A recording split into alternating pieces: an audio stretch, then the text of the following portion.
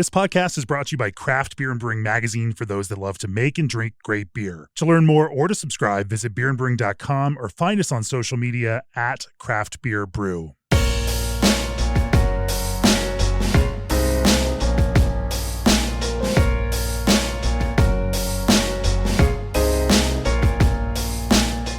For this episode of the Craft Beer and Brewing Podcast, we are going to Nashville, and we're going to go early because a lot of you all listening out there are also going to Nashville. We thought for this episode we would give you a little bit of preview, talk to one of our a brewery that we are really excited about, really hot on in Nashville, Southern Grist. Joining me is Jared Welch from Southern Grist. Welcome to the podcast, Jared. Hey, thanks for having me. Yeah, we're going to do a little bit of preview. We're going to talk to you about the progressive styles that you brew. Everything from Insert Juicy Pun, a hazy IPA that just scored a 93 with our blind judges in the new IPA issue of Craft Beer and Brewing. Congratulations on that. Thank you. We're going to talk about brewing hazy IPA. We're going to talk about brewing fruited sours, and I guess you guys are big on coconut too. So maybe we'll talk a little bit about coconut. Can't get enough. Yeah, why not? You know, this is a little bit of break from our Czech episodes. We figured with CBC coming up, we wanted to give folks a little bit of preview of what Nashville had in store. Thought we'd have this conversation. Before we do that, for years, G&D Chillers has chilled the beers you love, partnering with 3,000 plus breweries across the country. They're proud of the cool partnerships they've built, offering 24/7 service and support. G&D builds with non-proprietary parts, expert craftsmanship, and constant innovation. G&D's in-house engineering crew have been piping breweries, wineries, and distilleries for over 30 years. They offer free piping design and consultation with the sale of every chiller they build. Reach out for a quote today at gdchillers.com or call to discuss your next project. Also, this episode is sponsored by BSG, distributors of Gambrinus Malting, Canada's original small batch artisanal malt house. If you've been searching for the perfect malt that's not quite pale and not Munich, you're in luck. Gambrinus Vienna is the malt you've been looking for. This mellow kilned malt has a balanced, bready character with notes of honey, toffee, and caramel baked in. With a gorgeous golden color, it's ideal for adding depth without too much sweetness. Visit bsgcraftbrewing.com to learn more.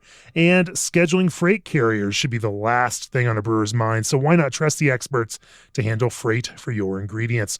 Old Orchard has partnered with a leading logistics firm in the craft beverage industry to transport your flavored craft concentrate blends. When you order 2 pails or more from Old Orchard, you qualify for freight quotes. To get started, head on over to oldorchard.com/brewer. And of course, if you're heading to CBC in Nashville, join us and our friends at Country Malt Group for the one-stop party at Yeehaw Brewing on Tuesday, May 9th from 7 to 10 p.m.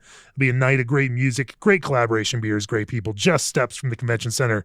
So come on out and say, hey, we'd love to see you there. And I'm sure Southern Grist, you and Jared have some events, and we can talk about that later on as we wrap things up here, because we'd love to come check out all that Southern Grist has to offer. But as we get started here, why don't you give me a little background on the brewery? What led you guys to start the brewery, and talk to me a little bit about your own personal history through craft beer and then into the world of brewing. Yeah, so Southern Grist, we just celebrated our 7th anniversary. So we've officially been open to the public for 7 years. Prior to that, myself and my 2 co-founders, Kevin and Jamie, we all met at a corporate job that we all had here in Nashville. They were from San Francisco, out in California, transplanted here to Nashville to kind of open up an office that was a extension of what that corporate business was doing at the time.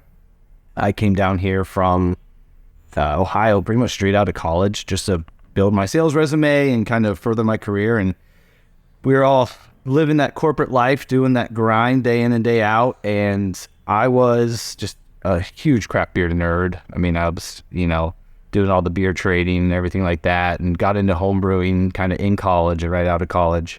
And Kevin and Jamie were into craft beer as well. And they kind of wanted to open a brewery themselves. I wanted to open a brewery. They have great business minds, but they know they needed somebody who could kind of make good beer. And I, was definitely a little bit more experienced on the homebrewing side than they were. And being at the corporate job we were, it was a pretty young corporate company. On Fridays, people would kind of kick off a couple hours early and hang out, have beers, just kind of socialize. I would bring my homebrew in periodically and hang out. And Kevin and Jamie tried it, and one thing kind of led to another. A couple conversations that just kind of organically happened, and the 3 of us decided it was time to go ahead and get out of that corporate world and start our own brewery. So once we made that decision, I wish I remembered exactly how long. I think it was only like 16 months from the time we had that first conversation until we were serving our first beers, which is relatively short. I mean, to be planning for less than a year and a half, that was pretty cool. But that's kind of what led us to open, and it's been awesome since. I mean, we started super small. Right. We started on a really tiny brew system. I had a Psycho brew stand. It was basically two barrel brew systems side by side. And then I would kind of like stagger my brew day with 2 mash tuns and two brew kettles, and then just knock out into 1 fermenter. And then by the time I'm kegging it, I did all that work for like 6 kegs of beer. It was lovely. Brutal. Yeah. But you guys have grown since then, and you now have additional location, Yeah. right? And Yep. It's gotten bigger and bigger. Yeah, it's been great. On our second anniversary, we opened up our production facility. So we have a 15-barrel brew house. It's really oversized 15-barrel brew house. And we have 2 tap rooms kind of bookending each side of the city. We can maybe talk about that a little bit later when we talk about CBC and such. But yeah, we brew out of one location that is on the west side of town. And it's quite the jump up from where we started, that's for sure. The original spot, was it like a garage at one point or something? I mean, it seemed like a little...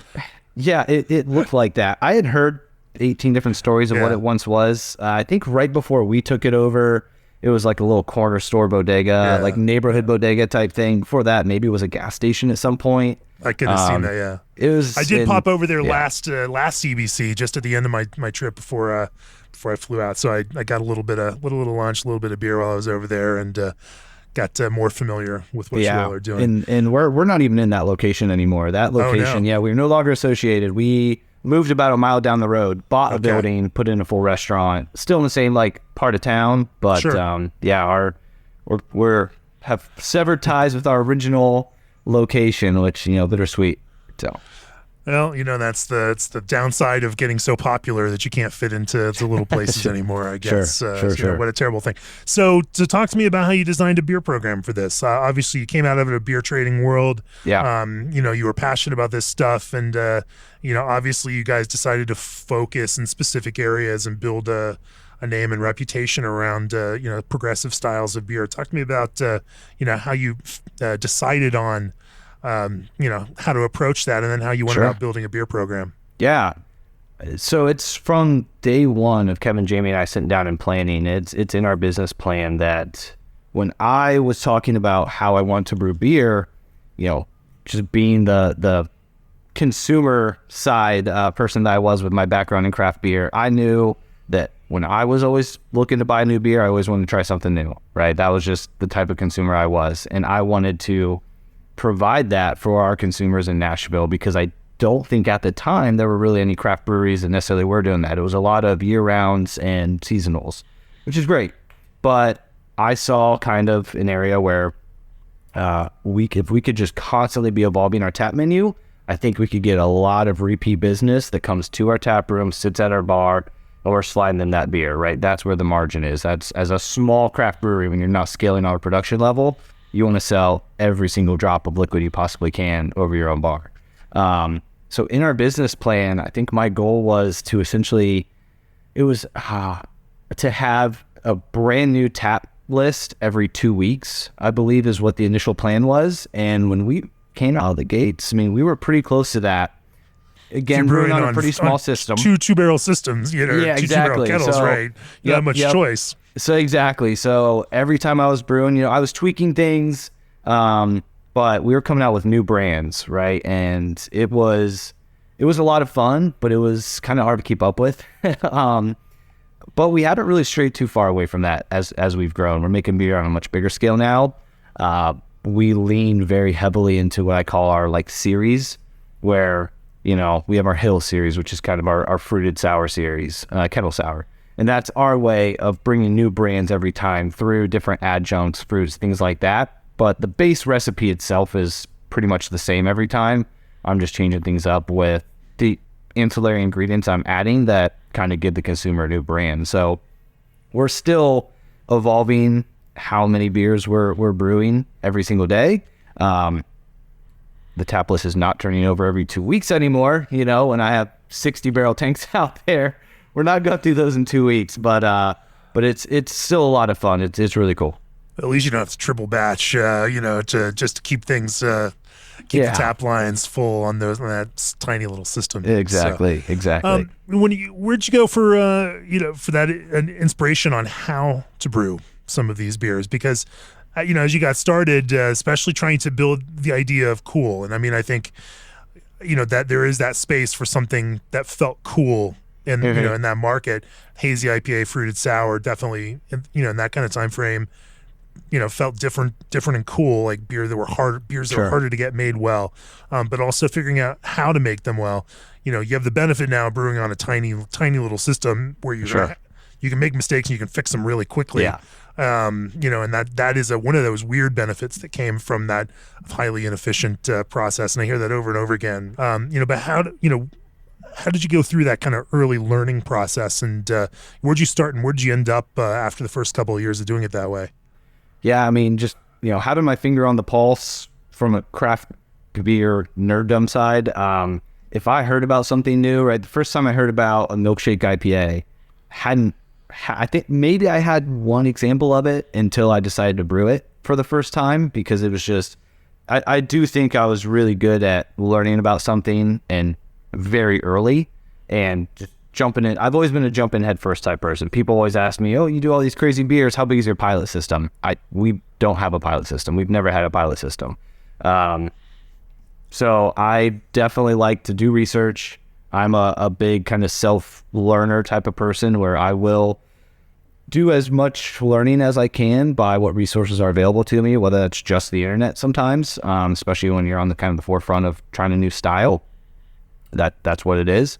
But I will do as much research as I can, and then I will jump in head first and, hope it pans out well. The other great thing about starting so small is not only if you're starting on a small system, not only can you make adjustments really quick and kind of fix things without it being a big batch, but it hurts a little bit less too if you do make a mistake and you have to dump it. That's another big benefit of being small. And obviously I never want to dump beer, but I also never want to serve a consumer a product that's objectively flawed. And so there were definitely some of those moments in the past where the beer had to meet the drain, but it is what it is. So sure, but you can hear about an idea. You can kind of use that brewing knowledge that you have to think about what might make something like that work, and how to build your own idea around it. You have some North Stars to kind of triangulate off of and figure out where you're going to go on that. But then you can try, and then you can tweak and iterate from there, and then you get there.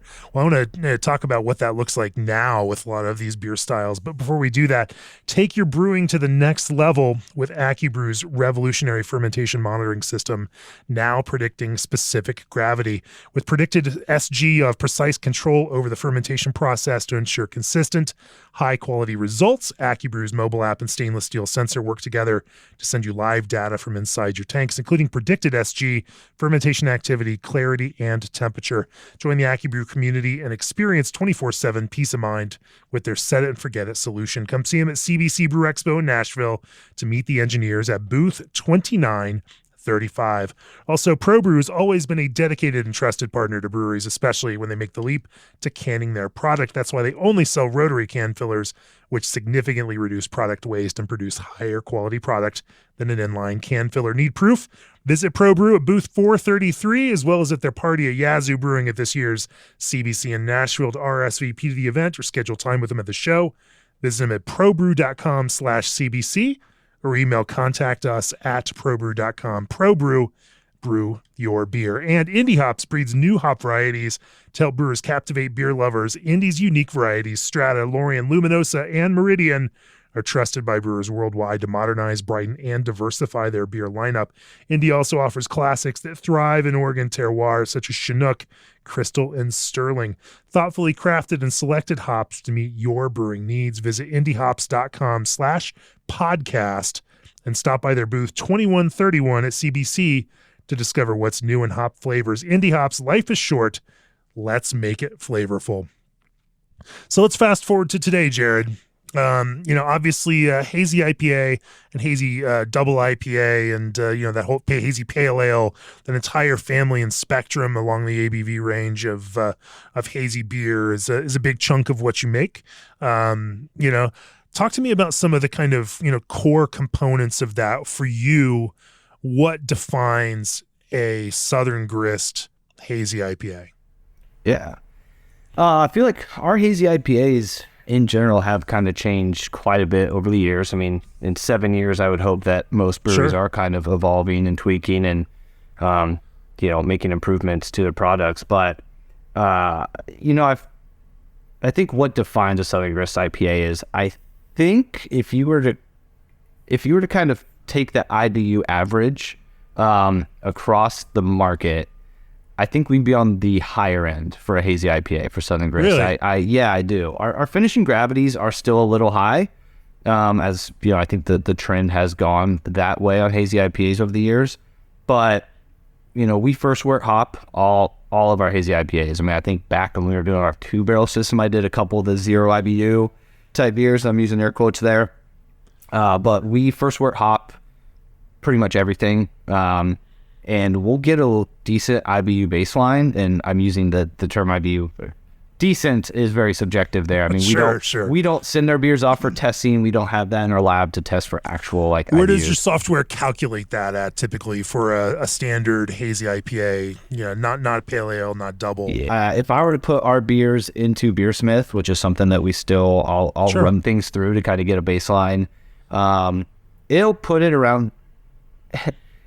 It calculates it at like 10 to 15, but I would say it's probably higher than that. Because I do think that a lot of the hazy IPAs on the market are very sweet, which is part of the style. That's great. Sure. Ours tend to usually have a little bit more of a hot bite. And I do attribute that, I think, to a little bit more of hot side IBUs. Obviously you get bitterness with cold side additions. That is it. And beers being too green and being packaged too early or not doing their thing is very, very real. But I do think we probably get a little bit more hot side than a lot of breweries do. What do you use for that First-wort edition? Honestly, at this point, now that I'm so long on my hop contracts, it's whatever has the highest alpha acid that I'm trying to burn through right now, which for the next 20 years is going to be Vic Secret, I suppose, at this point. So we'll just go ahead and call it Vic Secret. Well, at least you're honest about it. Yeah, absolutely. Yeah. It started as Columbus, as right. It's just a really good stalwart hop for early kettle usage. But for the past year and a half, it's been Vic Secret. And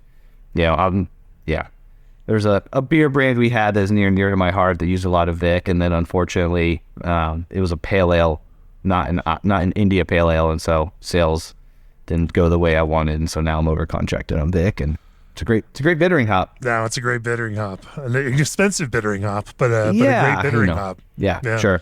But for us to get that baseline, I mean, anywhere depending on the brand or the size of what I'm knocking out, it's anywhere from like a half pound to 2 pounds in the kettle. That's it. But it's all First-wort. It goes in before we ever hit a boil. I'm probably only a third of the way through my kettle collection before I'm tossing my First-wort hops in. Yeah. I have always found, completely subjective, but I've always found that First-wort hops just give a little bit more of a softer bitterness than adding them at like 60 minutes or something like that. And it could be all in my head, but I've decided that and I'm sticking to it type of situation. I could be lazy to a fault sometimes, but yeah. Hey, if it works for you, we don't want to mess with, whatever that kind of mojo is. Yeah, exactly. I think our IPAs have a little bit more of that hot punch, but I'd like it to be a gentle, assertive, hoppy bitterness character, not necessarily a punchy one that leaves you kind of sharp in the back of the throat.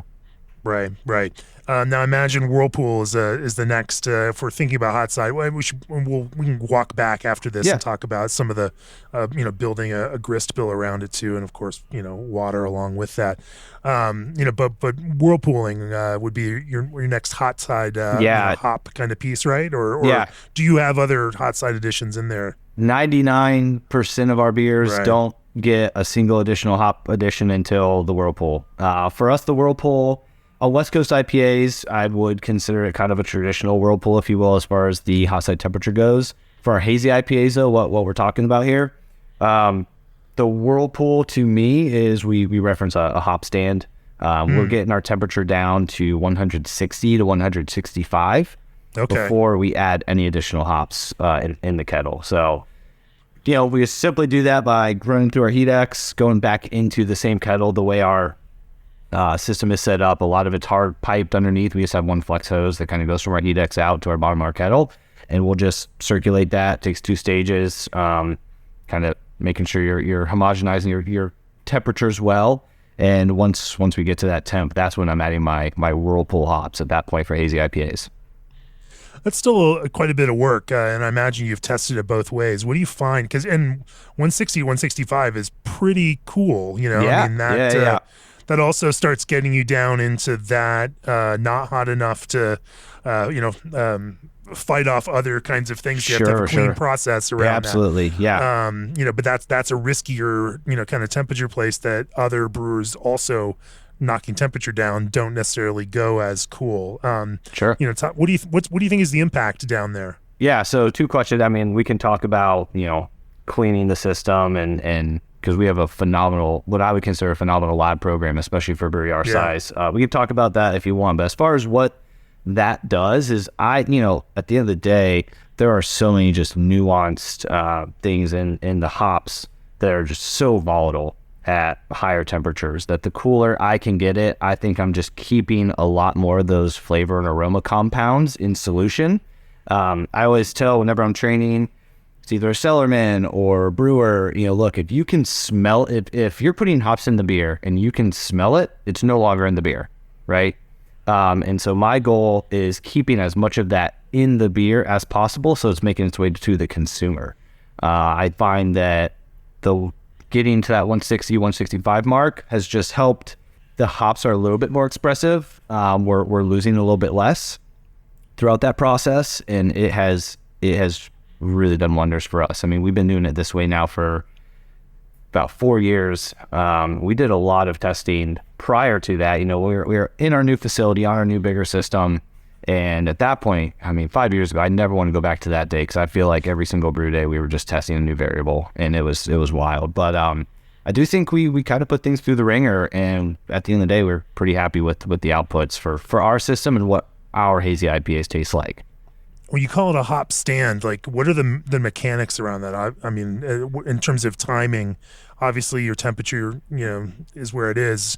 And I assume if you're calling it a stand, then you're not circulating the entire time, while that's in contact. Or are there some mechanics to that say may like reduce volatilization of some of those aromatic compounds, while you're going through this process? Yeah, we call it a hop stand. I think that's kind of the standard nomenclature for dropping the temperature in the kettle for a Whirlpool. We used to add the hops and literally let it sit for a long time. We found that it was kind of the law of diminishing returns at that point, that we were wasting more time and just having a more inefficient brew day from a timing standpoint, from a personnel standpoint. By doing that now essentially, even though we still call it the hop stand, that's just us dropping the temperature in the kettle.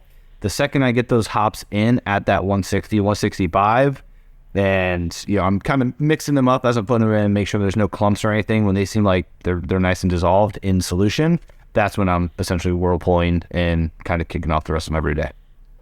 No, that makes sense. Yeah. Doing it that way, I would say it only adds, every beer is a little bit different to getting the temperature down, but 35 to 40 minutes on average is really all I'm extending my brew day. It's just, like I said, kind of sent through the heat X 2 different times. I am whirlpooling it in between to make sure my temperature is the same throughout the kettle. But it doesn't necessarily add too much time to our day. And I think if we're talking 40 minutes, 45 minutes, worst case. I mean, the end product is more than worth that. I would do it 10 out of 10 times. Sure.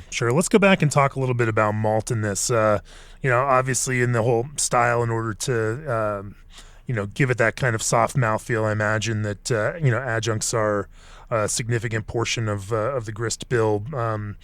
Certainly the debates out there, and different brewers have different approaches to base malt, Sure. and how they go on that. Where do you fall in this? And, understanding also that there's probably a range to how you do it with different beers, and maybe even at different ABV ranges. Are there some kind of commonalities and some of the things that you may, some of those factors that you might tweak along the way for various reasons? Yeah, absolutely. I mean, you absolutely nailed it. There are depending on the brand, ABV, which you alluded to, is a huge factor in some of the decision makings on the grist, but that will change a lot. And this is something that I would say, if we're talking about Southern Grist hazy IPAs, we've spent more time within the past year probably tweaking what we're doing with our grist. We were doing it a certain way, did that for a while. It's in your brand, right? It's yeah, exactly. You got to get it right. Yeah. Yep, exactly. We were doing that for a certain way. Then we started messing with the hops and other processes with our beers, and then had to kind of switch up base malt about a little over a year ago now. And so going through base malt trials, I realized that I hadn't really given enough thought to our grist bills as I was changing all these other things about the beer we're making in our processes. I wasn't doing that with our grist. And so we kind of been focusing on that over the past year. So a lot has changed recently. Where were you, and where did you end up through this process? Talk to me about that kind of process of testing and learning on it. Sure. So I would say one of the kind of interesting things for us is we actually used to rarely use flaked grains at all, which for hazy IPAs, I mean, every brewery you talk to, they're throwing in tons of flaked oats and wheat, all kinds of stuff. I basically had one brand where I did use flaked oats, and that was our heavily oated double IPA. As we've done a bunch of collabs and we've brewed a lot, we've started tweaking things. I started tossing in a couple new experimental ideas with new double IPA brands instead of just brewing the same, 6 or 8 that I had kind of just every couple months, and seeing what people liked and what was selling a little bit hotter. We, surprise, surprise, have started adding in a lot more oats. I now, instead of having one brand that's very heavily oated, now I have 1 or 2 brands that are not heavily oated over the past year. So that's been really interesting. And we started using a lot of malted oats as well. But I mean, it's, I use Pilsner malt as my base. My goal when I generally building a hazy IPA is I love that bright canary yellow color. If I get served a hazy IPA, I want it to be as bright yellow as possible. And so I'm looking for a very, very, very light base malt when I'm building our beers. And so I'll look for super low lava bonds. Right now we're using Superior Pils from CMG, which is great. We were using something else, Swan Pilsner. It was called their Pilsner Lager Malt, which was phenomenal, but just with some of the logistics and European, economy issues, things like that. Sure. The war and such that hit, a year and a half ago, we had to unfortunately make a big switch our base grain. So that made me revisit a lot of things. But base malt, we use Pilsner, going for a really, really light base, and then depending on the brand, we'll layer in different amounts of wheat or malted oats. But right now, pretty much everything's getting a really hefty dose of flaked oats. Sure. On average for just a regular IPA, how much, additional oats, malted or flaked, are going in there on top of a, kind of standard, base grist? I know, so our flagship IPA now is Teal, and that is a 30 barrel. Every time I'm brewing it, it's a 30 barrel batch, and that's getting 300 pounds of flaked oats. So 15% roughly. Flaked oats for our flagship IPA. Now, if it's a double IPA, it's at least 20%, 18 to 20%, I would say. Cool. How does water fit into the profile here too? Obviously, that's such a huge piece of the hazy IPA puzzle. Yeah, Nashville luckily has pretty neutral water. I mean, it's not super hard, it's not super soft. It's if we're talking about the water that your Metro can give you, we're pretty middle across the board. So water is something that, I kind of went through some exercises years ago to tweak and mess around with. We find a little bit of gypsum and calcium chloride gets us really where we need. We've kind of upped our calcium chloride a little bit over the years just to, we find that really helps accentuate some of the hops. But we don't do a ton of water additions. We don't treat our strike water or anything like that. We kind of toss it into the mash as it's mixing. Just the way our system is set up, we'd be wasting an absolute ton of minerals to be treating our entire hot liquor supply. But yeah, it's something that luckily we were given a really good starting point for water for brewing most styles that we just tweak for a few styles here and there, and hazy IPA does have one of those.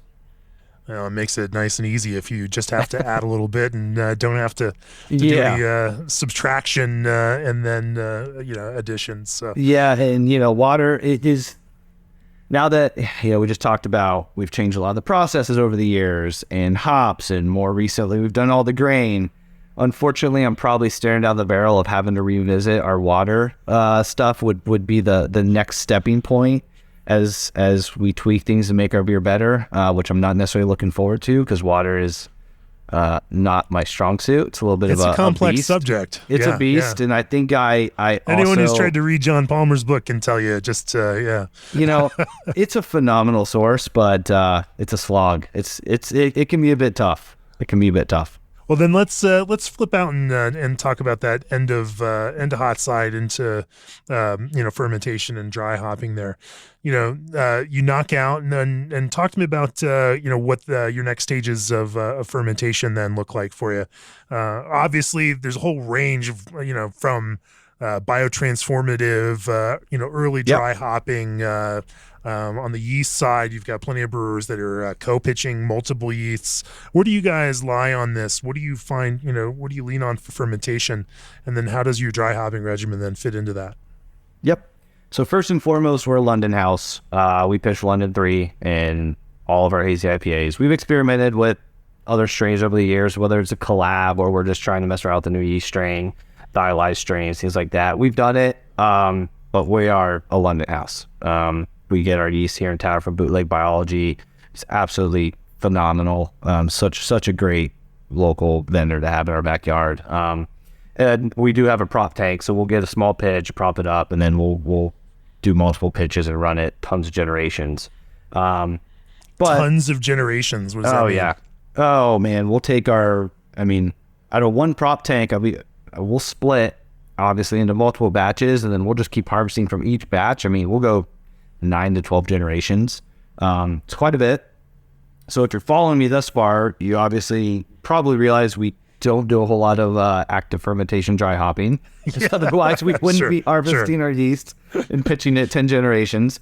So do you top crop that yeast or No, we soft crash. You can get it going even further than that if you top crop. No, we mess with it. If we're in a pinch, if we don't have any slurry ready to go and we have a stalled tank, we've done a little bit of top cropping and try to kick things back off, but that's pretty rare.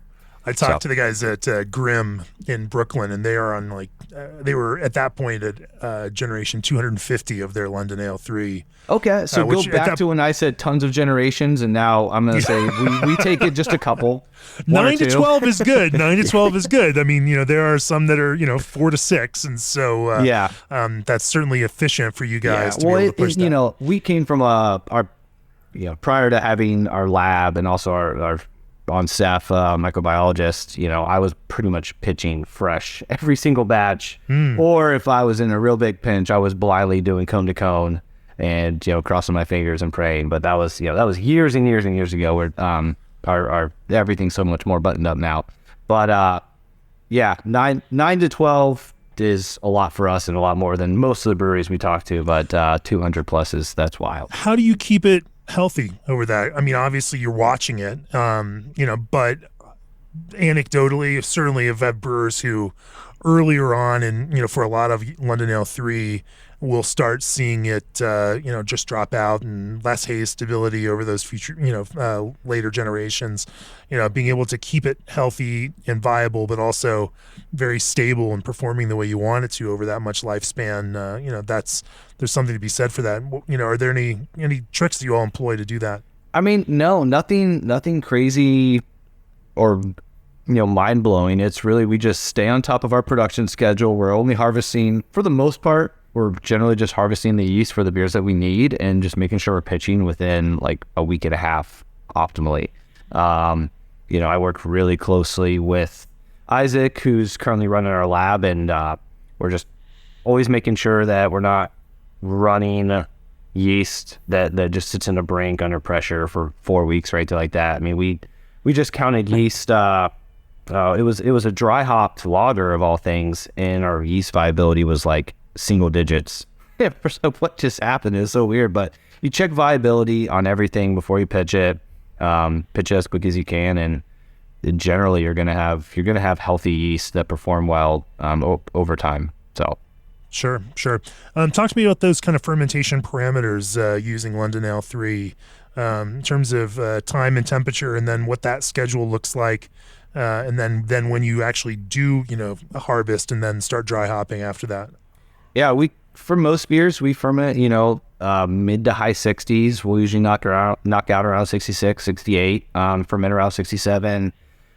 Once it gets past 50% attenuation, depending on the day or time of day, we'll ramp up the temp, let it finish out at a little bit higher, 70-ish. If it's super high Plato, we'll let it go a little bit higher. Past VDK, and then at that point, we do a soft crash so that we can harvest, and then we're thinking about dry hopping. We've done beers where we dry hop, prior to the beer finishing, but that's definitely not the normal for us. What's the difference in that if you've tasted them that way, and I guess they didn't produce and of course now, as we know, like some of the research coming out from Omega and others is showing that kind of dry hopping while it's active is still going on might actually produce less haze stability in some of these beers. I don't know did you guys see that anecdotally or test in a sensorial way some impact from that? We did. It's a great question, because I always, for the longest time, had beers that I knew through just talking to the brewer or whatever they put out there to consumers. I knew were dry hopped during fermentation, and I tasted ones that, especially ours, that were not. And I always just seemed to prefer the ones that I was positive. Now, this is overgeneralizing, right? But if we're lumping things together, I leaned towards beers that were kind of not hopped during active fermentation. That being said, we're always experimenting, trying new things. At the time, I had a couple brewers, and they really wanted to mess around with dry hopping during fermentation. So what we did, we took one of our existing double IPA brands, it's called Process Control, and we did 2 turns, filled a 30-barrel tank of homogenized wort, the exact same beer, and then once we had the 30-barrel tank full, because I didn't want to leave anything up to chance, we wasted a bunch of time and chemicals to fill a 30-barrel tank, and then split that 30-barrel tank into our 2 15-barrel tanks. And we treated the beer basically the exact same way throughout the end of the process, the only difference being dry hopping it as normal after fermentation, and then with one tank we dry hopped during fermentation, the exact same hops. With that, we were mostly surprised, not at how different they were and how much we maybe liked one more than the other. We were mostly surprised at how similar they were. It was, I think and then we released the 2 beers in like a mixed 4-pack. We have Process Control and Controlled Process, and the only difference was when they were dry hopped. Honestly, most people, it was kind of 50-50 if you ask people who said what they liked better. If you ask them why, there was very, very little good data that you could pull from that. Sure.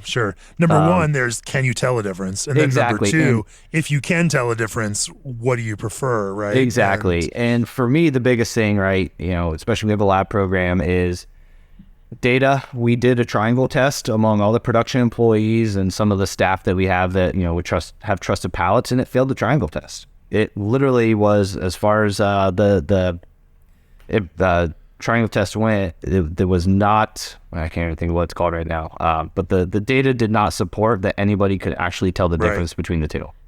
So if there's no difference, you can't tell the difference between the two. There's not enough of a difference. Yeah. Why are we going to dry hop during fermentation, not be able to harvest our yeast? Why are we going to worry about hop geysers, right? Blowing up in people's faces. It's just, I was like, yeah, cool. I was super happy that we did that, as much as I was kind of dragging my feet doing it, because I didn't necessarily, I was like, man, if this ends up being better, this is going to suck. Like, I really don't want to start dry hopping all of our beers during fermentation. And, we did it, and I was very, very pleased that the results kind of came back like, all right, let's not go down that path. We just don't need to. What are the core hops in that dry hop? Just out of curiosity, because I'm wondering in that beer, it's that one. Yeah, that is 50-50 Galaxy and Motu Echo. Okay. Interesting. Well, I want to keep talking about some of this, because I think that there's we have a few more places to go on that question of fermentation and dry hopping. But before we do that, hear that? That's the sound of your beer out in the world, hanging out at parties, going on adventures, meeting new people.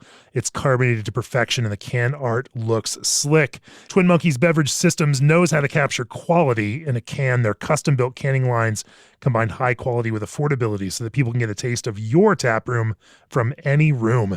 Visit twinmonkeys.net today and learn just how easy it is to get your craft into cans. Also, Brett is wild. It's unpredictable. Gives funky notes to beer, evolves in time. Historically, it was used with no control, but Fermentis has harnessed it. Discover Soft Brew BR8, the first dry Brett by Fermentis, now available in 100 gram and 5 gram packages. Are you coming to CBC in Nashville Monday, May 8th? 2 to 4:30 p.m. during CBC, Fermentis has teamed up with the Brussels Beer Challenge to congratulate all American winners of last year's Brussels Beer Challenge. After the ceremony, they'll transition to a casual Soft Brew BR8 Barnyard Bash, try some beers brewed with Soft Brew BR8, and mingle with their experts, ask them all of your questions. See you there.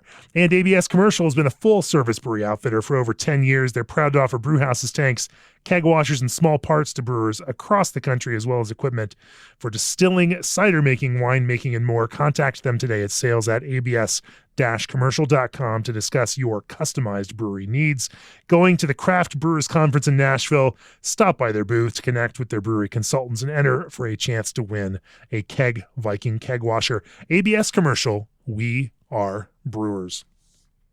So let's talk about, dry hop and process around that. Is there anything special to the way that you dry hop in terms of controlling oxygen, in terms of recirculating, in terms of, making sure that you're kind of maximizing contact time and extraction from those hops, but also doing it in a way that isn't necessarily pulling out some of those more green, unpleasant characters, that none of us really love in overly, heavily dry hopped pale ales, IPAs, and whatnot. Sure. Yeah. So obviously, because we harvest pretty much all of our beers, we're dry hopping generally at that soft crash temp. So dry hops go in around 60 degrees. I came in this weekend and dry hopped a beer that we actually were not harvesting the yeast on, and I still came in. First thing I did was soft crash the tank, came back after a couple hours, and then dry hopped it just to make sure we're staying consistent with our dry hopping temperatures. So it always goes in, low 60s is when it's getting the dry hops. As far as controlling the oxygen, we hook CO2 up to our blow-off arm, spray ball arm, and sprinkle CO2 in there. We want to make sure we're always having positive pressure coming out of the tank whenever a tank is open, just keeping as much oxygen out as possible. I think that's very, very important. When we dry hop it, hops go in the top. We don't have any, fancy apparatus to inject the hops in or anything like that. We're climbing up on a ladder, safety ladder, OSHA approved for sure, and dumping the hops in on top. Once the hops are in, we'll agitate with CO2 through the racking arm, just kind of moving it back and forth. I've talked to a lot of breweries who recirc their beers overnight, and that is just something that we haven't really done it's a me thing. I'm definitely worried about just one little TC connection being a little bit too loose or a little bit too tight and introducing oxygen. So we do not recirc our beers when we dry hop them. We'll agitate them with CO2. But it's that from there, that's about it. And we'll generally have 3 to 4 days of contact before we're doing a full crash. And then transferring off of the hops and yeast at that point. So it's nothing, again, I really don't think we're doing anything super different or revolutionary. It is, tried, true. We like it for our process and our brands. And yeah, what we do. So you're throwing heavy hop loads in there. Do you watch, do you see any additional fermentation then happen at that point? How do you manage, through that kind of hop creep? We don't get hop creep. No. We never get hop creep. Honestly, the amount of times we've gotten hop creep, I can count on one hand over the past 5 years. It's unbelievable. Every once in a while, we'll think we're going to get hop creep, or we'll add a ton of hops. We have a brand that we do like once a year, gets 10 pounds per barrel of hops. Every time we're like, all right, is this it? Are we going to get hop creep? We never do. So that is something we've never had to deal with, which I love. I mean, yeah, I'm not a big fan of knock on wood hop. right now. What do you, I mean, now all of our beers for CBC are going to be have hop creep. What do you chalk it up to? I mean, obviously, you're keeping everything a little bit colder there, but then. Yeah, I mean, it's, we're at terminal gravity. Everything's a little bit colder. I think that London Ale 3 is just not hardy enough to keep rolling through. Yeah, it's just it just stops there. I mean, we've always wondered why we don't get hop creep at all, but it has never been an issue for us. What does say a standard hazy IPA or something like teal finish at, in terms of Plato finishing gravity? Low to mid 4s. Okay. Yeah. So it's not as sweet as some. It's sweet. Exactly. It's sweet. It's just not as, yeah. And again, if you would have asked me what my standard IPAs finished at Plato wise 3 years ago, I probably would have said like mid to high 3s. We've crept up our Platos because we've seen that's kind of what the market, where it's going, what people want. Still sweet, but not as sweet as a lot of IPAs and again, go back to what I was saying at the very beginning. I think what makes us a little bit different is I think ours do have a little bit more bitterness. And part of that is the slightly less sweetness that we're kind of leaving it with there Plato wise. That sweetness in the finish can work just fine as long as there's, bitterness to complement it and balance that out. Yeah, I think, I want our hazy IPAs to have a really like creamy mouthfeel and body, which is very, very different than sweetness, right? Than the beer being too slick because of the very high finishing Plato. So we kind of carb, we're probably going to get to this. We carb our beers a little bit lower. And I want just a really, really creamy mouthfeel, not necessarily like a sweet drinking experience. Sure. But that heft and the kind of, body that residual sugar also leaves in the beer, especially at a lower carbonation level. Yeah, it's a good balancing act, right? Yeah. What do you carb to? That's interesting. I noticed this, I noticed just how different in the Czech Republic where that lower carbonation, how much that kind of amplifies that idea of body, even in these beers that are not necessarily, beers that Americans would consider sweet. It's such an interesting lever to pull to manipulate how people, could approach the same kind of beer. Where do you guys end up on that? Yeah, we target on all of our hazy IPAs 2.4. That's what we're coming out of the tank at, so it's probably in the high 2s, 3s by the time it makes its way into a can and it's seamed. But we, in the past, battling some DO issues, just not necessarily, I shouldn't say battling an issue, is never had like massive problems, but always striving to get better, right? Package DO numbers. We experimented with carving the hazy IPAs a little bit higher to drive some of that out in our packaging process. And it worked. We had lower DO numbers, but I think it took away a little bit from the drinking experience. I definitely like that slightly less carved, Just again, going back to using the same adjective, it's just a little bit creamier, a little bit smoother, and so we find that 2.4 is the sweet spot for our beers, hazy IPAs, I should say. No, that makes sense. I know I want to get on and talk about fruited sour beers here too, but I want to talk a little bit about hop combos. It's a subject I probably haven't talked enough to brewers about lately. We tend to get into other process things. Sure. But I'm curious, what you lean on. You mentioned you've got a lot of Vic Secret, and then of course with Galaxy and Motueka, you've obviously got a love for Southern Hemisphere hops. I do. Talk to me about your thought process as you're building combos for hops in these IPAs. Yeah. So one thing that we don't generally do right now that I really wish we did, I think breweries who are doing, their own lot selection for all their hops definitely have a leg up in the game. And I wish we did. I wish we did that. We're just now at the point where we have so many. I utilize so many different types of hops. This goes back to the, I made my bed, now I can sleep in it situation with all these different brands, always brewing something new. I can't just buy 5,000 pounds of Citra and call it a day for my IPAs for the year. We use so many different hops that I have more breadth than depth as far as the varieties that we use. We're really close. I think, I've been working a lot closer with like YCH and Crosby over the past couple of years as we've scaled up, and I think we're really close to being able to go out and do some selection, but that's something we haven't done yet. That said, as far as the hops we're using, it's definitely all the big hot ones that every brewery in America is putting in their hazy IPAs, Citra, Mosaic, Galaxy. We don't use a lot of Simcoe. I only dabble in it here and there. There's a guy, Spencer, over at YCH. If I'm using Simcoe, I just hit him up and I'm like, all right, what's the best Simcoe y'all got right now? Because he's like the Simcoe guru.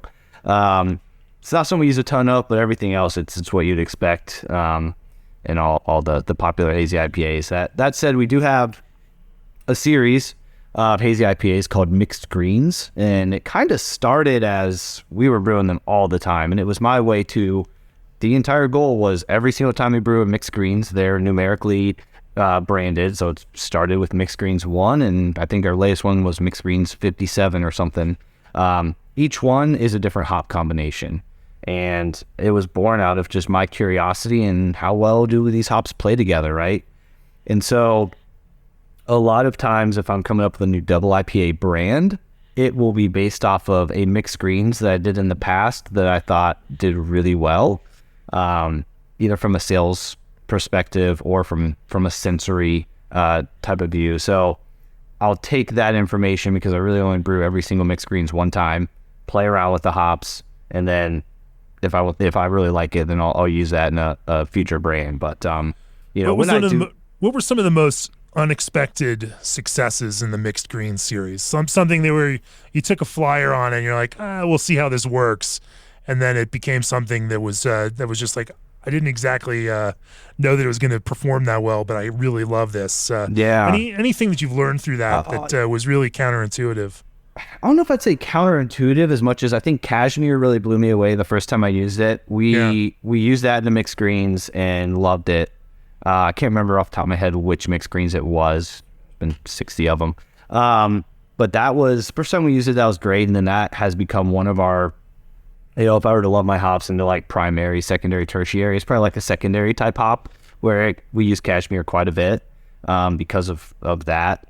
And then we also use Mixed Greens as not only just testing different hop combinations, but if there's a new hop product, that's definitely our jumping off point. It's like, all right, let's throw it into Mixed Greens. One thing you can count on with Mixed Greens is there's a 99% chance that beer will have either Citra or Mosaic in it.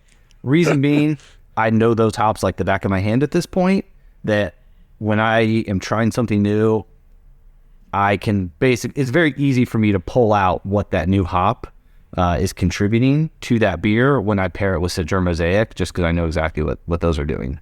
So Mixed Greens is also, not only is it different hop combinations, it's using different hop products.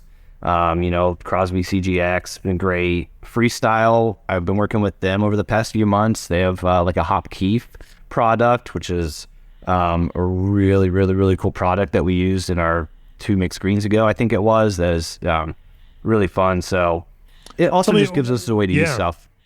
Let's talk about those hop products. How do you go about blending those in with, say, traditional T90 pellets, and what have you found in terms of techniques of using them that's really worked for you all? Yeah, if it's a new product, it's not just the T90 variety that I'm trying to check out. I mean, I go back to the manufacturer. I ask them, I'm like, all right, guys, dosage-wise, what do y'all recommend? Process-wise, what do y'all recommend? Our mixed green series, I should mention, is double dry hopped. So they're like, every single one is double dry hopped. And when I was working with Freestyle on this Motueka hop keef, they said, hey, it is a liquid product. And they're like, okay, you're going to get 1 canister. It's X amount of impact, hop equivalent, etc. But if you're doing it in 2 stages, best practice would be to purge the canister with CO2 in between using it. It's like, I never would have done that. I would have poured half in, closed it up, threw it back in the freezer. So, it's talking to the manufacturers, talking to the people who know the most about the thing is that you're using, I think is very, very important. So I'm never shy to ask questions and get as much information from them as I possibly can, because if I'm using it for the first time, I know nothing about it. I guarantee the people who developed it have at least one data point more knowledge about it, at minimum, than I do, if not a whole lot more. So that's always my first starting point. Do you have any projects that you guys have brewed for CBC or testing new things out, that folks that are in town might have a chance to try and taste along the way? Yeah, I definitely recommend. We actually just released it this weekend, but it was just a couple of days ago. We'll have definitely saving a lot for CBC. We have a double IPA called Let It Glow that go back to Freestyle. They shipped us straight out the processing plant, air freighted us fresh 2023 crop Nelson Sauvin, and we did a double IPA with that. So I don't know how many breweries they did that with, but I know we might be the first or only so far brewery that has released a beer with 2023 Nelson from Freestyle. It is absolutely spectacular.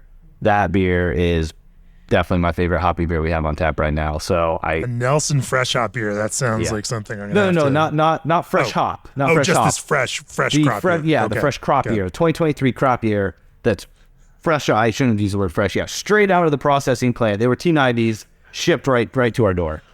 Before they hit they were harvested 4 weeks ago, and then of course pelletized. Through this. Right. Yeah. So that's really exciting. Then we're doing a bunch of CBC collabs. Using some cool from Crosby. We're using some Chinook and a state-grown Comet CGX product in our beer with them.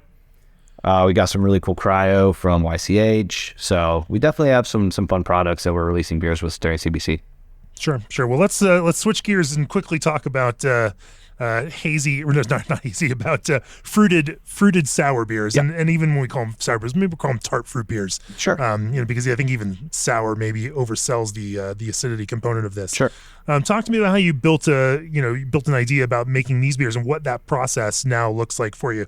I think we've all grown a lot from the days of maybe throwing in a probiotic into the kettle and letting it roll. How does that whole program look like for you now?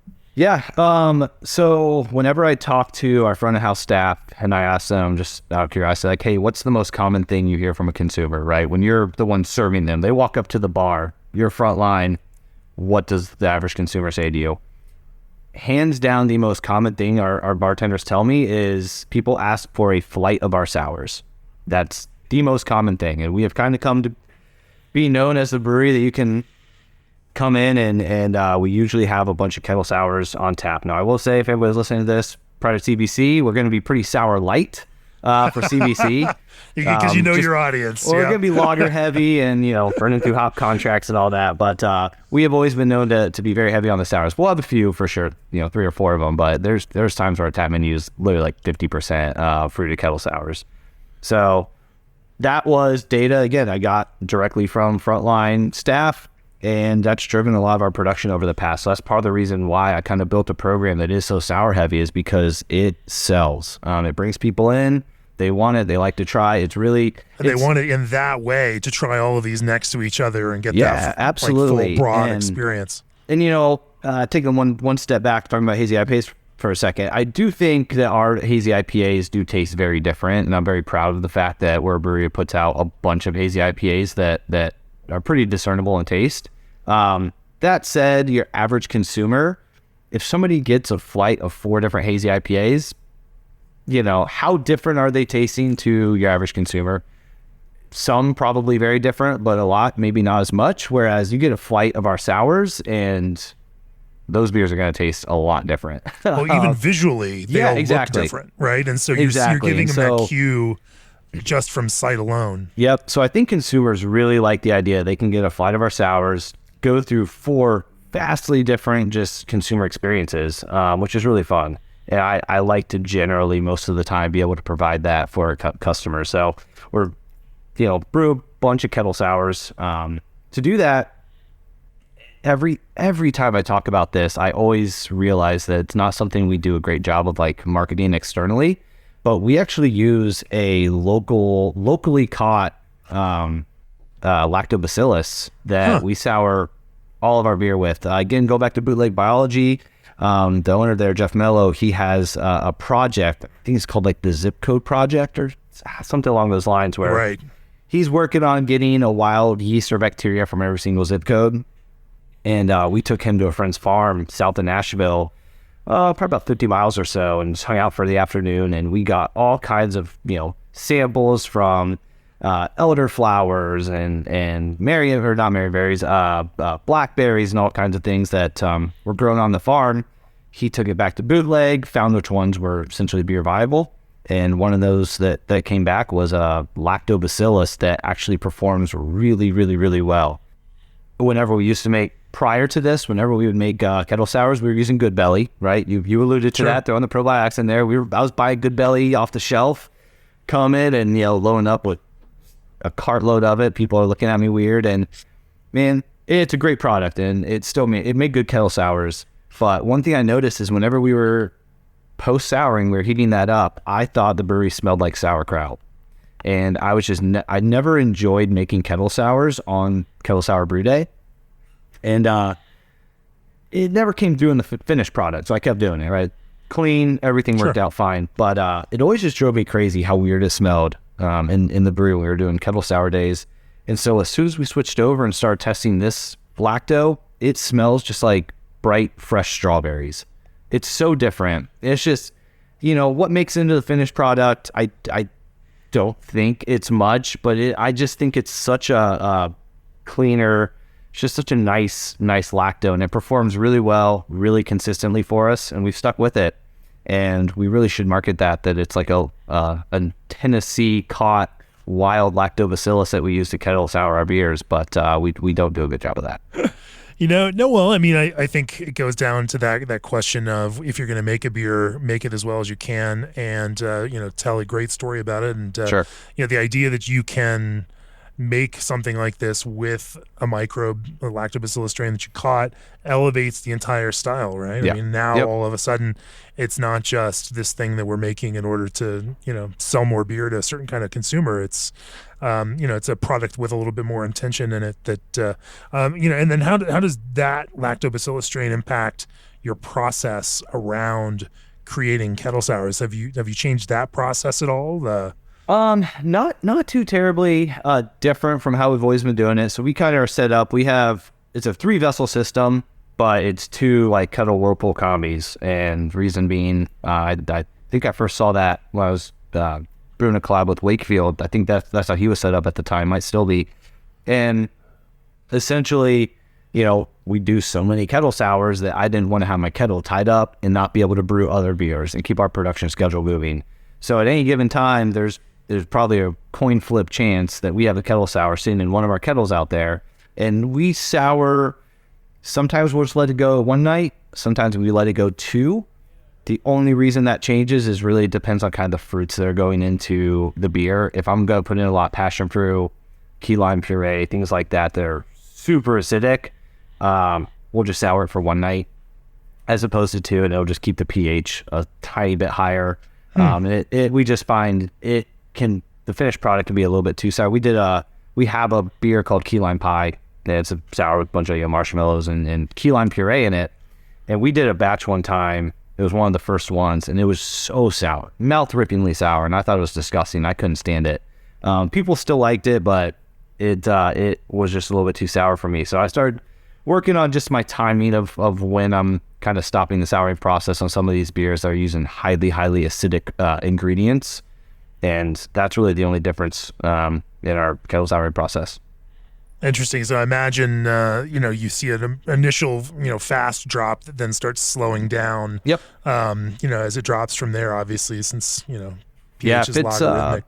If it's overnight, if we're just kind of doing we sour at day one, knocking out on day two, we'll be down like the 3.85 to 3.9 range on pH. If we're letting it go that whole extra day, 3.6, 3.65, maybe 3.7 if it was kind of a little bit slower, but we're, 3.6 to 3.9 is kind of the difference there in that 24-hour difference, but it's only 0.3 pH scale. Sure. But that's a big difference. I mean, it's a big difference. It's almost a 300% difference. It's,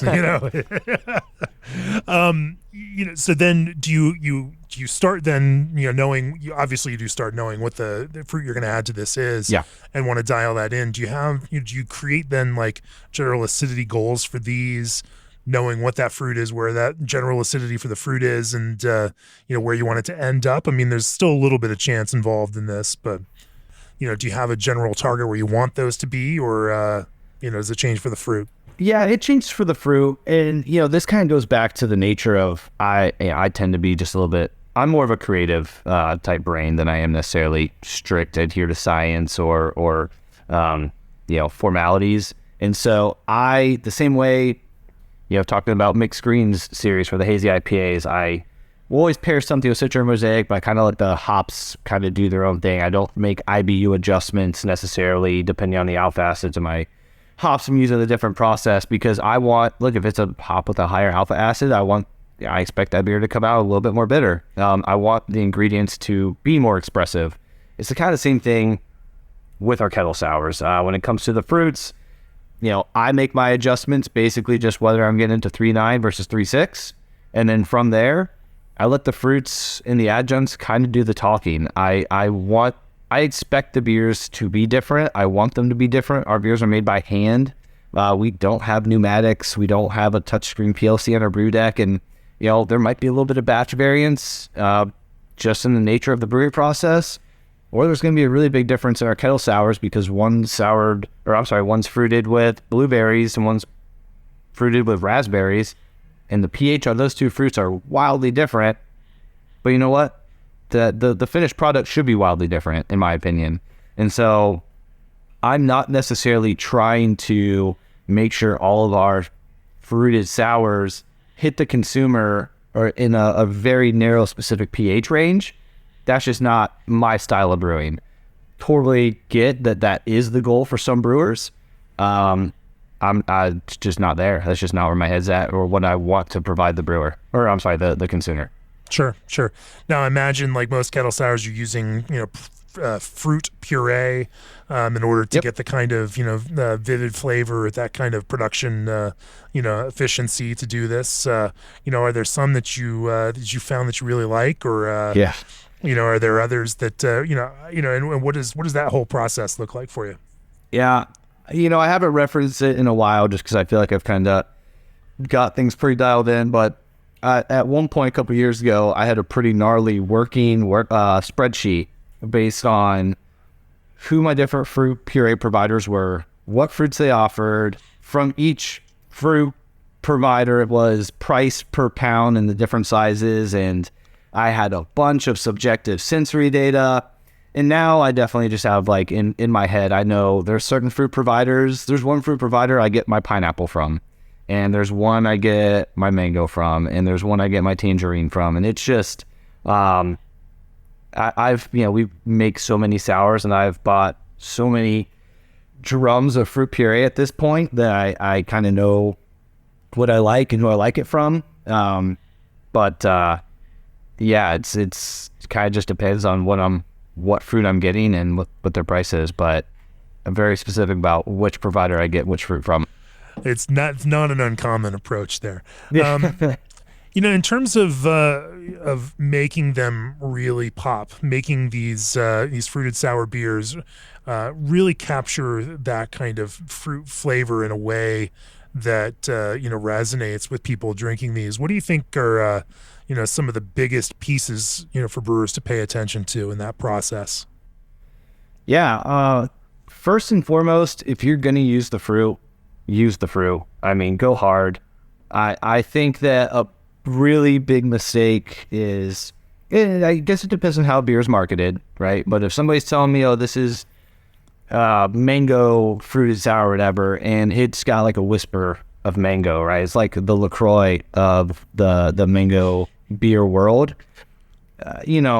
That's not what Southern Grist is trying to put out. I think we do a good job of, if we say a beer is going to taste like something, 95+% of the time it tastes like almost exactly like what we're saying it's going to taste like. And so, we use a lot of fruit. Our fruiting, depending on our batch size or the brand, we use 4 drums of fruit and, 3.5 to 4 drums of fruit in a 15-barrel batch of beer. We can only knock out like 13 barrels of beer into our tanks just to allow the headspace to fit all the fruit in. And our yields are pretty bad, but we are putting a lot of fruit into our beer. So I think that's really important. You have to brew then a high gravity batch in order to dilute like that, huh? Yeah. So with our system being like an oversized 15 barrel, it is very, very easy for me to brew. Essentially, I can fit what I would essentially be knocking out 23 barrels of wort in. What I'll do is I will dilute with about 3 to 4 barrels of water, and then I'll either knock that out into 130 barrel tank if it's a one brand, or what we've gotten into is we'll split our knockout and go into 2 15 barrel tanks. Each tank will just get 13 barrels of wort, and then it's the same sour base, and then we just treat them both vastly different, and we have 2 different brands that we're putting out around the same time. So we dilute, definitely with a few barrels of water, and it works out really well that way because we're only hitting it with a little bit of water because we need that headspace for all the fruit puree we're putting in there. Sure. Anything else to that? I know I kind of interrupted you as you were talking about. Yeah. The other thing, we don't implement this with every single beer, but one thing we had experimented with in the past, I'm sure you've probably heard it from other brewers on the podcast, but dosing with citric acid. If that's kind of come up before, that is one thing that, and I do think it's a fine balance because obviously citric acid's very, very, very sour, but it doesn't take much. Citric acid is such a beautiful complementary product that can make flavors really pop without necessarily altering the pH too drastically differently. So we've experimented with that in the past. It's something that we'll do. I'm not going to say we don't plan on doing it in every single beer that we do, but because I'm always kind of coming up with new ideas and we're just trying new fruits, if something isn't necessarily popping or isn't standing out to me, we will kind of implement our little citric acid dosing procedure where we'll start, I'm going to say it's like 1/3 of a pound per barrel, I think is our starting point. We'll dissolve that in hot liquor and then add that to the tank and kind of go from there. And that's definitely a really good way to the citric acid. It's kind of like salt in cooking and baking, right? A little bit of salt brings flavor out. That's what citric acid we find does to a lot of our kettle sours.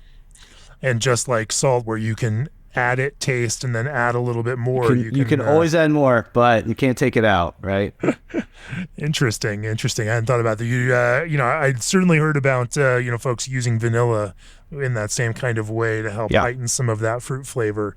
We have so many brands that just have vanilla in them already that, if we're going to use vanilla, we're going pretty hard to actually make it a very vanilla forward flavored. So I've talked to other breweries who will use vanilla a little bit different ways, but if we're using vanilla, it's because it's a vanilla beer and we're going ham. Okay, well, we've been talking about this for a while. Let's zoom out and talk about the big picture for Southern Grist. And, what do you see the future in the next 5 years for Southern Grist? What do you guys hope to accomplish? You've seen a lot of growth so far. It's been a pretty rapid process for you up to this point. What's the goal for the business now, and what do you hope to achieve in the next 5 years? Yeah. It's interesting. It's a very interesting question because I think my answer today is vastly, vastly different than it would have been the past few years. Where Pre-pandemic, sure. Yeah, pre-pandemic and look, the craft beer market is changing quite a bit. It's we have so many friends in the industry, and we've talked to a lot the past 6 months, and everybody has a pretty similar outlook. And it's great. It's great. Everything's such a great industry to be a part of, but as it's changing, growth is definitely slowing. It's no longer, I feel like our first 3 to 4 years, it felt like Southern Grist, Ken and Jamie and I felt like we were back in our corporate tech days of just like explosive double-digit growth, if not, multiples every single year. And it's not that right now. And I think it's important to highlight and, talk about this is our first year where our growth is really going to be from a production standpoint. If we were to brew 10% more beer, even 5% more beer, that's just more beer that we're sending out of state at pretty dilutive margin. And so at this point, Southern Grist, we're putting our business hats on. Luckily, we come from a business background where I think all of us are a little bit ahead of the curve when it comes to running a business in this industry at our size, that we're going to start looking at making better business decisions. They're maybe a little bit smarter decisions as far as profitability and kind of how we're doing things, as opposed to just make more beer, hate more beer, sell more beer. There's a lot of breweries out there. A lot of breweries are making really, really, really good beer. And so consumers have a lot of options, and everything's changing. So I think you'll see necessarily, we're not looking over the next 5 years, we're not looking to go into all 50 states. I can tell you that. That's okay with all of us too. Yeah. That makes us happy. I don't necessarily want to brew that much beer. To send into 50 states and do a long work week. There have been those eras in craft beer where, just driving more volume, creating more revenue papered over some of the kind of fundamental problems in business, and specifically, especially problems in margin profitability. Yeah. And you just had more cash coming in, and so you could kind of ignore some of those fundamental problems, and these are definitely things that everyone in this business has to be more tuned into, making sure that you're doing it profitably, because the ramifications of all these growth decisions, the debt that you take on, which is more expensive now than it's ever been, or at least it has been for the last 10 years, all of the margins are higher, the stakes are higher on this. And so, and now of course, quality is that's the price of entry, right? You can't make a poor quality product because, consumers now know too much for that. Anyway, we could talk at length about that, but exactly. Instead, let's talk about anything special that you guys have coming up for CBC while folks are in town. So the day before CBC, Saturday, we're throwing our 7th anniversary party. We're going to have about 100 breweries from all over the country, actually a few out of the country. We're throwing it at the local stadium, the ballpark here. We have like a minor league team, a beautiful brand new ballpark. It's going to be held there on Saturday, right before CBC. That's definitely our big shindig. We usually do it around February when our actual anniversary is, but with CBC coming to Nashville this year, we couldn't pass up on the opportunity to kind of consolidate. Friends coming to town, throw a party for them. Yeah, exactly. Yeah. So it's always a massive event. It's going to be an absolute blast.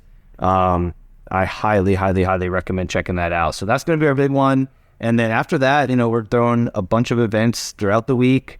Every night there's something different. We have a silent disco one night. We got some stuff that is being done with, some sponsors and things like that at our tap rooms, like happy hour type deals. Every day we're featuring some guest breweries who we're calling like Friends of Grist. They're going to have tap takeovers every single day. It's new people. So we're going to be doing a lot of fun stuff. It's going to be hard to keep up with, as every CBC is. It's drinking from a fire hydrant sometimes, but it's going to be a blast. I'm looking forward to it. So there will be something new every single day, though. That's for sure. If there's one Southern Grist beer that we all have to drink when we come to town, what's that one beer? Oh, man. Wow, put me on the spot with that one. Right now, oh man, now my GM's going to kill me because now he's going to have to put this on tap, or keep it on tap, I should say. We just released the latest round of our foeder beers. I know we just got done talking about fruited kettle sours, and now I'm going to talk about mixed culture for a second. We have one foeder that we have a really cool Solera program going with, and I think our house culture in there is pretty phenomenal. We took a small portion of that and aged it in gin barrels, and we just released bottles and draft of our gin barrel aged perpetual composition, obviously being a nod to our Solera method of production there.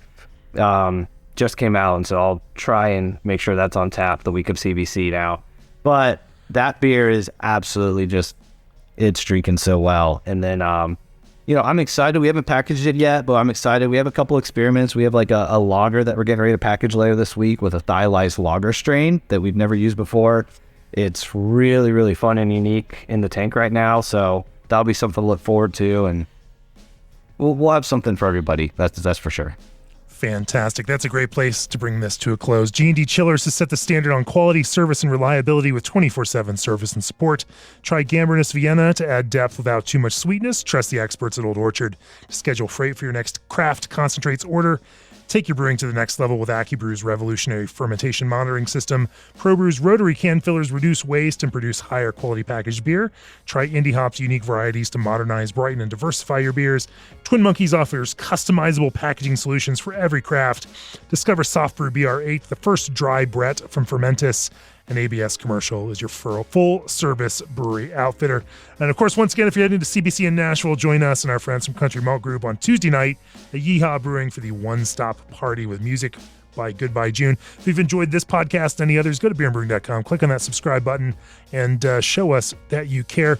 Jared, if people want to come visit you guys while they're in town for CBC, where do they find you? And if they're not coming to town, where can they find you out there in the digital space?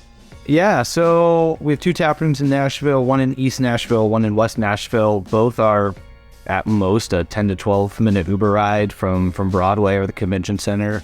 So very, very close. Our east side kind of has a full restaurant. Our chef is absolutely rocking it when I tell you it's phenomenal. It's not what you expect when it comes to brewery food.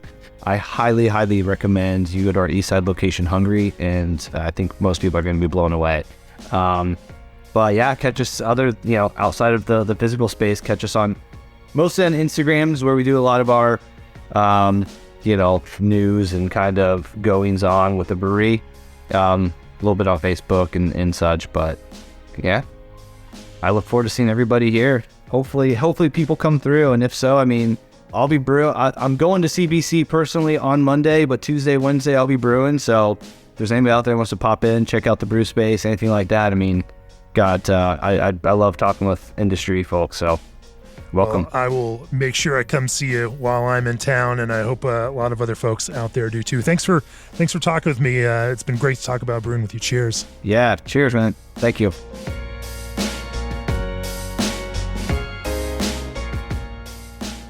This podcast has been brought to you by Craft Beer and Brewing Magazine for those who love to make and drink great beer. To learn more or to subscribe, visit beerandbrewing.com or find us on social media at Craft Beer Brew.